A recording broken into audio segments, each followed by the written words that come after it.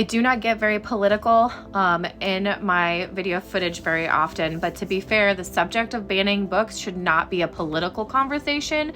It should be a human rights conversation. And I do have a few things to say on it.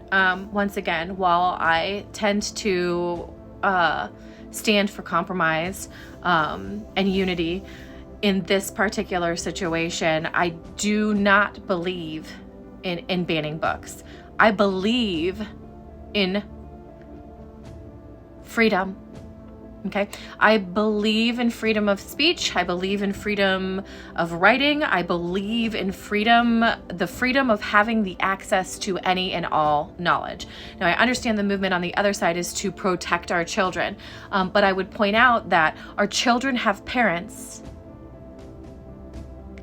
It's a parent's job to protect their children. When you are stepping over that line, you are trying to parent my children. I don't need you to parent my children. I don't need you to protect my children.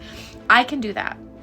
And I'm not saying that I believe a 5-year-old should have 100% access to every single piece of knowledge. I'm saying that the library should provide all of that knowledge. And a parent, should they feel that 5-year-old should not have access to that knowledge, they would step in and make that decision for their child. What you're trying to do by banning books is trying to take away parental freedom. It is not your job to parent my kids. It's my job.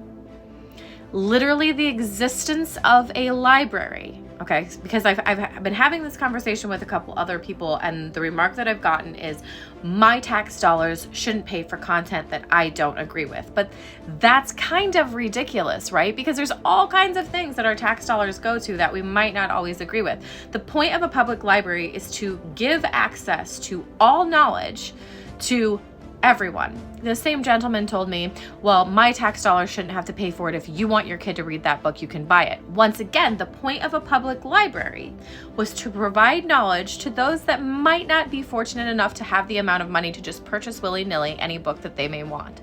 Okay? So put the books in the library, and then you can make the choice to just not buy it for your child.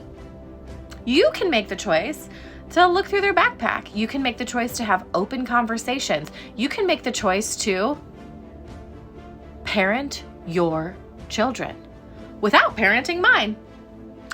I really would also like to point out that banning books has never been on the right side of history. Never, not a single time has banning books